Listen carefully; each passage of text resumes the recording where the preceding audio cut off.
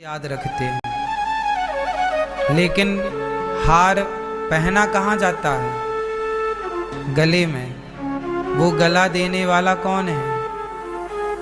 हार देने वाला तो याद रहा, पर गला देने वाला भूल गया। ये बड़ी विडंबना है। हम उन्हें याद रखते हैं जो हमें सांसारिक वस्तुएं देते हैं। हम उन्हें याद रखते हैं जो सांसारिक सुख देते हैं, लेकिन उन्हें भूल जाते हैं जिन्होंने हमें जीवन दिया है। इसलिए हर क्षण भगवान को याद रखिए और कोशिश करिए कि कहीं मन लग ना जाए, क्योंकि जितनी देर मन जहां लगेगा उतनी देर आप भगवान से वंचित हो जाएंगे, भूल जाएंगे।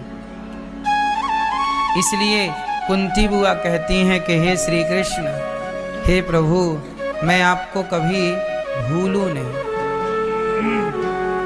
हे नाथ, मैं आपको कभी भूलूं नहीं, क्योंकि भगवान को भूल जाना ही सबसे बड़ा दुख है और भगवान को याद रखना ही सबसे बड़ा सुख है। सुखी जानत हूँ अस स्वामी बिसारी, फिर ही ते काहे ना हो ही दुखारी।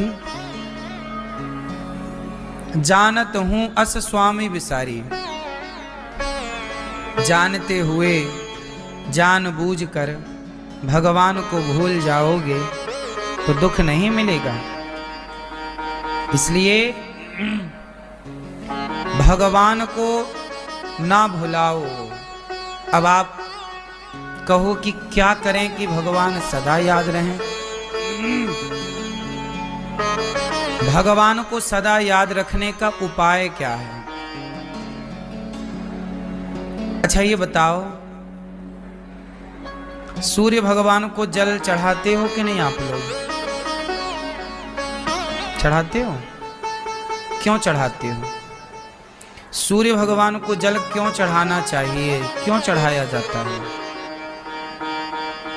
बताओ आप। सूर्य भगवान को जल आप क्यों चढ़ाते हैं?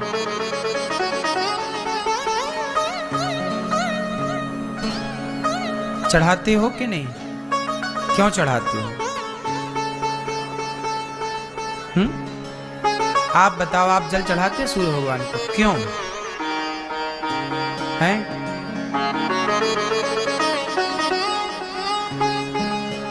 विटामिन डी मिलता है इसलिए। आप क्यों चढ़ाते हैं? जल चढ़ाते हैं क्यों? आज हम आपको यह बताने जा रहे हैं कि हर समय भगवान को कैसे याद रखा जाए। मैं इस विधि की ओर जा रहा हूं। बहुत महत्वपूर्ण है, आज की हर बात समझने का प्रयास करिएगा। हर क्षण भगवान को कैसे याद रखा जा सकता है, मैं उसका एक तरीका बताऊंगा आज आपको। सूर्य भगवान को जल सब चढ़ाते हैं, सब मतलब बहुत लोग नहीं भी चढ़ाते। सूर्य भगवान को जल फिर भी बहुत लोग चढ़ाते हैं। चढ़ाते तो हैं, पर उन्हें पता नहीं होता बेचारों को कि हम जल क्यों चढ़ा रहे हैं। मंदिर बहुत लोग जाते हैं, उन्हें ये नहीं पता होता कि मंदिर हम जा क्यों रहे हैं, क्यों जा रहे हैं मंदिर। पूजा सब करते हैं भगवान की, पर उन्हें ये नहीं पता कि हम पूजा कर क्यों रहे हैं। यदि ये पता चल जाए तो कुछ और परिवर्तन हो सकता है। आज वही आपको हम बताएंगे। सूर्य भगवान को जल क्यों चढ़ाते हैं? क्योंकि सूर्य भगवान हमें सब कुछ देते हैं। प्रकाश देते हैं, विटामिन डी देते हैं, किसानों की फसलों को शक्ति से परिपूर्ण वही करते हैं, हमें प्रकाश दे रहे हैं, ऊर्जा दे रहे हैं, सब कुछ वहीं से मिल रहा है। और हम क्या दे रहे हैं? कुछ भी नहीं। तो सूर्य भगवान से हम कहते हैं कि हे सूर्य भगवान, आप हमें सब कुछ देते हैं, आप हमें इतना कुछ देते हैं, हम कम से कम लोटा भर पानी देकर आपका धन्यवाद तो करें। तो ये ईश्वर का थैंक यू है कि हे ईश्वर, आपने जो हमें दिया हम क्या दे सकते हैं। कम से कम एक लोटा जल श्रद्धा से कि प्रभु ये आपका धन्यवाद, आपने हमें सब कुछ दिया उसके लिए धन्यवाद। ये धन्यवाद ज्ञापित करने के लिए एक लोटा जल। मंदिर क्यों जाते हैं? ईश्वर का धन्यवाद करने। हे ईश्वर, आपने हमें सब कुछ दिया। अभी हमने थोड़ी देर पहले बताया ना कि किसी ने आपको हार दिया, तो याद है कि इसने हार पहनाया है, परंतु भगवान ने तो सब कुछ दिया है। जब हार कोई देता है आपको, कोई वस्तु आप देता है आपको, तो आप क्या कहते? थैंक यू भैया, बहुत बहुत धन्यवाद आपका। ईश्वर को थैंक यू कब बोला? ईश्वर को थैंक यू बोलने वाले बहुत कम हैं। सब लोग ईश्वर से केवल शिकायत करते हैं, हे भगवान तुमने हमें ये नहीं दिया, हे ईश्वर आपने हमें ये नहीं दिया। काश हम लोग शिकायत की जगह ईश्वर का धन्यवाद देने जाते। किसी को बेटा नहीं हो रहा है, माना कि, तो वो सारी जिंदगी ईश्वर को क्या करती है?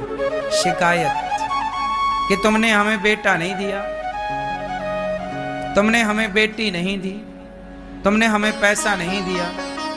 शिकायत सब लोग करते हैं ईश्वर से, पर जो नहीं मिला उसकी शिकायत तो है, जो मिला है क्या उसका धन्यवाद है? तो जो मिला है ईश्वर की तरफ से उसका धन्यवाद करने वाले लोग कम हैं। जो नहीं मिला उसकी शिकायत करने वाले लोगों की संख्या ज्यादा है।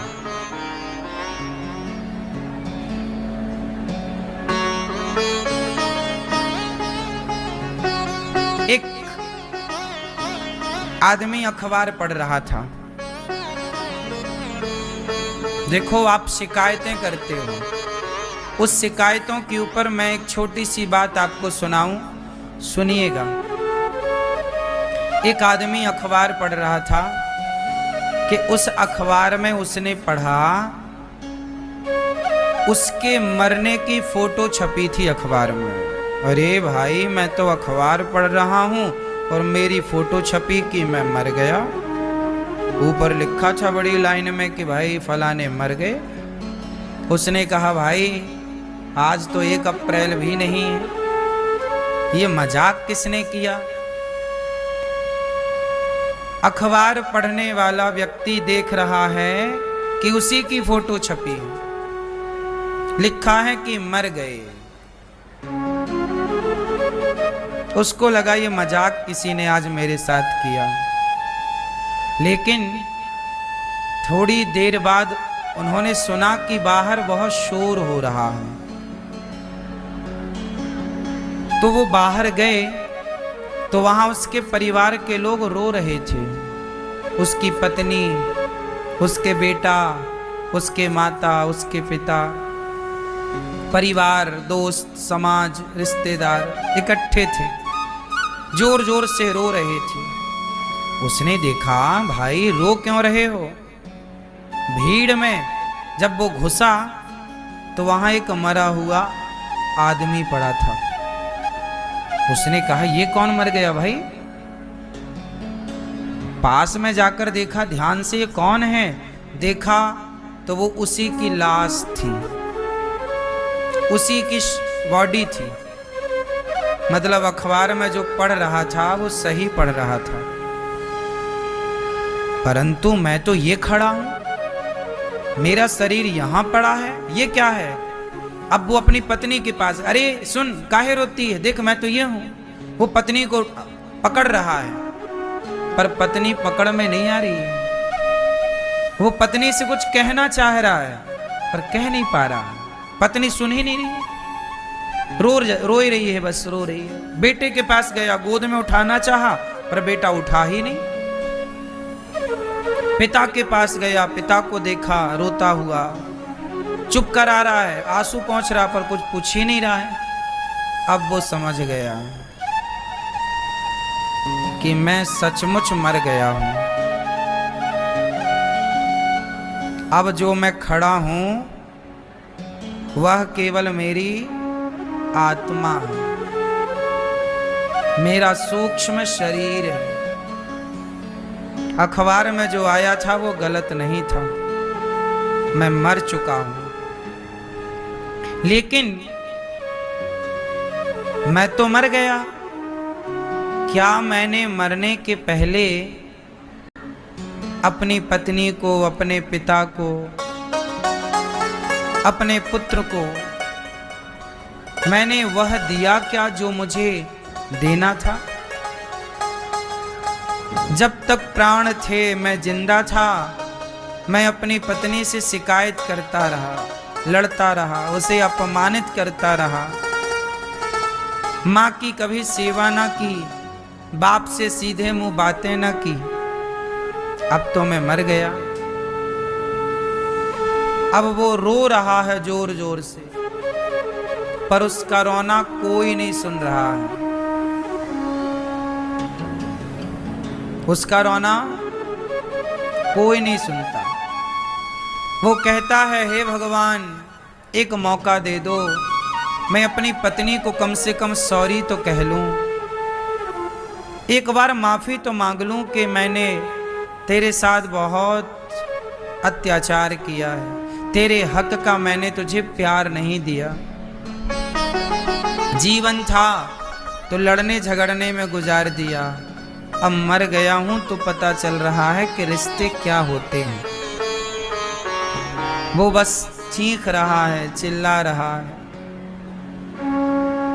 पर करे क्या? तभी उसे यमदूत नजर आए। यमदूत उसे लेने आए थे, चल अब तेरे को लेकर चल रहे हैं, अभी तक तो तुझे उस शरीर से निकाल कर छोड़ दिया था, अब तो सब देख लिया, अब चल।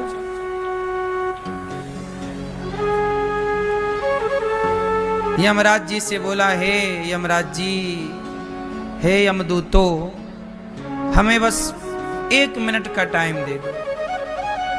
क्यों?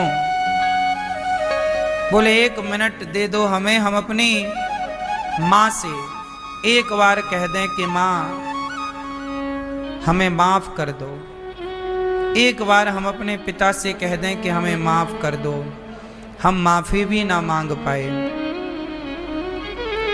हम गलतियां करते रहे और अपने को ही सही समझते रहे। इसलिए मैं आप लोगों से एक बात कहूं, रात के रोज सोने से पहले एक बार अपने परिवार के सभी लोगों से क्या सॉरी कह देना संभव है आपके लिए? पूछ रहे हैं हम आपसे। आप अपने पति से सॉरी कह दो, पत्नी से सॉरी कह दो, पिता से क्षमा मांग लो पांव पकड़कर, माता से क्षमा मांग लो पांव पकड़कर, सास से क्षमा मांग लो। अच्छा एक बात बताओ, मैं आपके गाल में एक थप्पड़ मार दूं तो आप सुखी होंगे कि दुखी होंगे? बोलो जोर से। ये मैंने पुण्य किया कि पाप किया? एक थप्पड़ आपके गाल में मैंने मार दिया, पुण्य था कि पाप था? पाप था। क्यों? मैंने बेवजह आपका दिल दुखाया। ऐसे ही जरूरी नहीं है कि थप्पड़ मारने से ही दिल दुखता हो, कई बार कठोर शब्द बोल देने से भी सामने वाले का दिल दुख जाता है। और पता नहीं हमारी कौन सी बात किसका दिल दुखाई हो। हमने पति से आज इतनी बातें की, पत्नी से इतनी बातें की, आज माँ से जरा कड़े शब्दों में बातें हो गईं, तो क्या माँ का दिल ना दुखा होगा? क्या पत्नी का दिल ना दुखा होगा? जब तुम बिना हिचकिचाए कड़े शब्दों से दिल दुखा सकते हो, तो सॉरी कहने में हिचकिचाते क्यों हो? तुम्हारा अभिमान तुम्हारे सामने आकर खड़ा हो जाता है। नहीं, मैं झुकूंगा नहीं, नहीं, मैं सॉरी नहीं कहूंगा। जबकि गलती आप करते हैं, लेकिन आपका अभिमान इतना है, एटीट्यूड इतना है कि आपका अभिमान आपको जरा झुकने नहीं देता।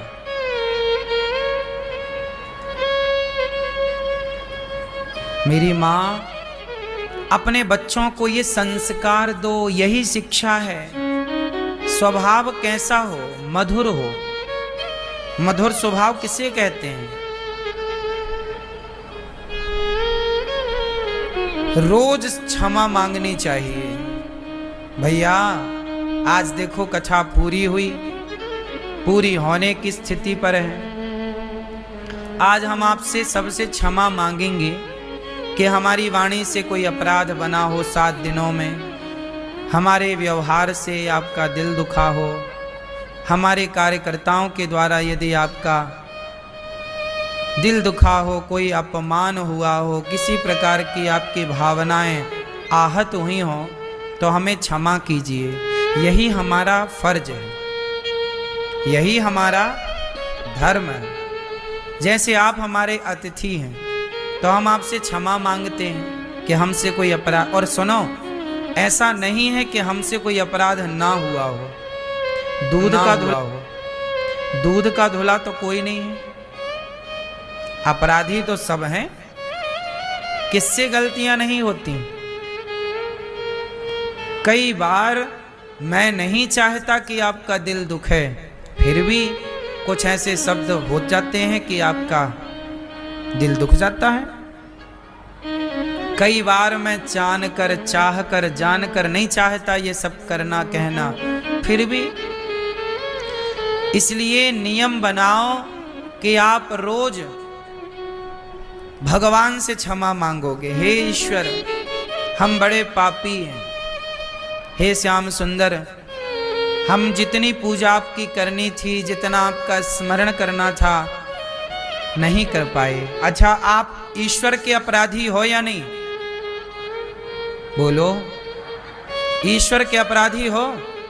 क्या अपराध हुआ? हे प्रभु, मेरी वाणी से ना जाने कितने आपके भक्तों का हमने दिल दुखाया होगा, कितनी हमने निंदा और चुगली की। हे प्रभु, हमने आपको भुला दिया, आपका स्मरण ही नहीं किया। हे प्रभु, आज हम आपको भोग लगाए बिना खा लिए। हे प्रभु, आज हम आपका नाम ना जप पाए। हे प्रभु, आज हमारी वाणी से झूठ निकल गया। कितने अपराध हम दिन भर में कर डालते हैं, हमें पता ही नहीं लगता कि हमने कितनी बार झूठ बोल दिया। हमने मजाक मजाक में कितनी निंदा कर ली, हमने कितने अपराध तो अपनी वाणी से कर लिए, हमें पता ही नहीं लगा। एक बार ईश्वर से क्षमा। हे प्रभु, आप हमारे माता हैं, पिता हैं, हमारे अपराध हो गए, हमें क्षमा कर दो। देखो, गलतियां करना गलत नहीं है, हर बच्चा गलती करता है। फिर क्या होता है? माँ उसे सॉरी बोलना सिखाती है ना, चलो सॉरी बोलो। माँ उसे बचपन से कोचिंग देती है ना सॉरी बोलने की, बेटा चलो गलती हो ना सॉरी बोलो, फिर क्षमा हो जाती है। ऐसे ही रोज ईश्वर से क्षमा मांगो, प्रभु हम अपराधी हैं। अपनी पत्नी से रोज सॉरी कह लो, अपने पति से रोज सॉरी। एक सॉरी शब्द ऐसा है कि आप अपने पत्नी, अपने पति, अपनी माता, अपने पिता से यदि रोज ये सॉरी कहने लग गए, तो मैं गारंटी लेता हूं कि आपके रिश्ते कभी नहीं टूटेंगे, सदा मजबूत होके चलेंगे। एक शब्द ऐड कर लीजिए, क्षमा। क्या ऐड करना है? क्षमा। जगा दो इन्हें भैया को।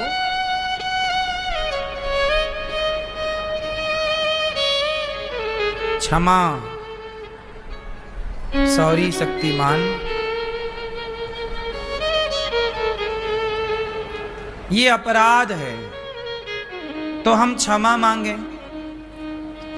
तो आज से आप लोग नियम बनाओ कि हम भगवान से रोज क्षमा मांगेंगे। हे प्रभु हमारे अपराधों को क्षमा कीजिए। एक तो हम लोग गलती करते हैं, दूसरा हम लोग गलती को स्वीकार नहीं करते, तीसरा हम लोग क्षमा नहीं मांगते। बोलो हाँ। इसलिए आज हम हैं, आज आप हैं, आज हमारे और आपके रिश्ते हैं। इस रिश्ते में पता नहीं आज आप लोग हैं, आप में से कौन कल होगा कि नहीं होगा। क्यों जी, बात सही है। आज हम लोग यहाँ बैठे हैं, अब इस तरह से हम लोग यहाँ कब बैठेंगे, क्या आप बता सकते हैं? ये समय जा रहा है, ये समय लौट कर कब आएगा? कभी नहीं। अब जो समय आएगा वो एक नया समय होगा। जो बीत गया सो बीत गया। इसलिए जब वो आदमी अपनी पत्नी को छूने लगा तो उसे पत्नी पकड़ में ही नहीं आई, क्योंकि वो आत्मा था, सूक्ष्म शरीर था। यही हालत हम सबकी है। ये छोटी सी कहानी आपको केवल इसलिए कि आप ये जान लें कि ईश्वर का धन्यवाद। सूर्य भगवान को जल चढ़ाते हैं ना, धन्यवाद। पत्नी का धन्यवाद करना चाहिए कि केवल शिकायत करनी चाहिए, तुम ऐसी हो, तुम वैसी हो, तुम ऐसी। पति का धन्यवाद, केवल शिकायत करनी चाहिए।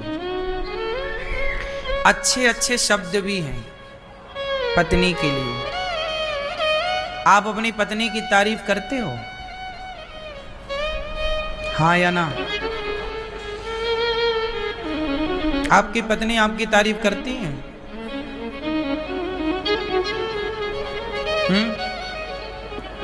क्यों? रिश्तों में क्या चाहिए? एक दूसरे का ख्याल। आप में बहुत सारी कमियां हैं, पर हम आपसे प्रेम करते हैं तो हम आपकी कमियां नहीं देखेंगे। जो हमारी कमी देखते हैं ना, वो हमसे प्रेम नहीं करते, वो हमसे ईर्ष्या करते हैं। जो ईर्ष्या करते हैं उन्हें हमारी कमियां नजर आती हैं। लेकिन एक बात और है कि माँ भी बच्चे की कमी बताती है। वो इसलिए बताती है कि सुधार लो। अच्छा एक बात बताओ, आप यदि हमसे कहें कि अनिरुद्धाचार्य जी आपके अंदर ये कमी है, तो आप हमसे प्रेम करते हैं क्योंकि हमारे मुंह के सामने, हमारे सामने आपने बताया कि आप में ये कमी है। लेकिन आपने हमसे तो कहा नहीं कि आप ये कमी सुधार लो, लेकिन आपने लोगों से कहा कि अरे अनिरुद्धाचार्य जी में तो ये कमी है। इसका मतलब आप हमारे शुभ चिंतक नहीं हैं। आप हमारे शुभ चिंतक तब हैं जब हमारी कमी हमारे सामने कहें, हमारे मुंह पे कहें। जैसे माँ मुंह पे कहती है बेटे को, बेटा ये तेरी कमी है, बेटी को मारती है, डांटती है। पीठ पीछे माँ थोड़ी जाके पड़ोसन को बताती है कि मेरी बेटी में ये कमी है। माँ थोड़ी जाके पड़ोसन को बताती है कि मेरे बेटे में ये कमी है, सामने बोलती है। इसलिए जो सामने बोले तुम्हारी कमी वो तुम्हारा शुभ चिंतक है, और जो तुम्हारे पीठ पीछे बताए वो तुम्हारा शत्रु, वो तुम्हारा निंदक है। पर हमारे यहाँ ये भी कहते, निंदक नियरे राखिए, आंगन कुटी छवाए, बिन साबुन पानी बिन निर्मल करत स्वभाव। लेकिन आप बस इतनी सी बात समझो कि आप रिश्तों को जानो। देखो कमियां सब में होती हैं। अब देखना क्या है हमें, आप लोग 7 दिन के लिए आए यहाँ पर। यदि हम आपकी कमियां देखने बैठते तो हमें क्या मिलता, हम क्या पाते, हमारा फायदा क्या होता? आप हमारी कमियां देखने बैठो तो आपका क्या फायदा है? मिले हैं हम 7 दिनों के लिए, तो इन 7 दिनों में हम एक दूसरे के साथ अच्छे से रहें, एक दूसरे का ख्याल रखें। एक दूसरे के काम आए, क्योंकि कमियां किसमें नहीं है। उसका नाम बता दो जिसमें कमियां ना हो, बताओ नाम। इसलिए कभी ये नहीं कहना चाहिए कि तुम बुरे हो। माना कि कोई बुरा है, हम क्यों कहें कि ये बुरा है, वो बुरा है। हम समझाएं कि भैया आपकी ये कमी है, आप सुधारना चाहें तो सुधार लो। हमारा फर्ज है आपका मार्गदर्शन करना, उस मार्ग पर चलना ना चलना आपकी मर्जी। हम ये नहीं कहते कि आप बुरे हैं, नहीं। इस संसार में कभी बुराई देखनी है तो बताओ आप लोग, किसकी बुराई देखनी चाहिए? किसकी, आप बताओ। कभी बुराई देखनी है तो स्वयं की देखो, अपनी। क्योंकि इस संसार का सबसे बुरा व्यक्ति कौन? हम। खुद की बुराई देखो। और अच्छाई देखनी है तो केवल भगवान की और भगवान के भक्तों की। अच्छाई भक्तों की और भगवान की, और बुराई स्वयं की। लेकिन आज का व्यक्ति बुराई दूसरों की देखता है, अच्छाई अपनी बताता है, इसलिए व्यक्ति खाली का खाली रह जाता है। जो व्यक्ति अपनी कमियां ढूंढ लेता है वही तो सुधार पाएगा। इसलिए दास अनिरुद्ध कभी नहीं कहता कि कोई बुरा है। हम सदा ये मानते हैं कि हम बुरे हैं और हम अपनी कमियों को ठीक करते हैं। हम अपने को बेहतर बनाना चाहते हैं। हम आपको सही मार्ग दिखा सकते हैं। आपको भी बेहतर बनाने के प्रयास में हम लगे हैं, पर हम कभी किसी की कमी नहीं देखते। हमें दिखती ही नहीं। हम क्यों देखें? हमें नहीं देखना। हम देख के क्या पाएंगे? यदि हम आपकी कमियां देखने लग गए तो वो कमी आप में नहीं है, वो कमी हम में ही है कि हमें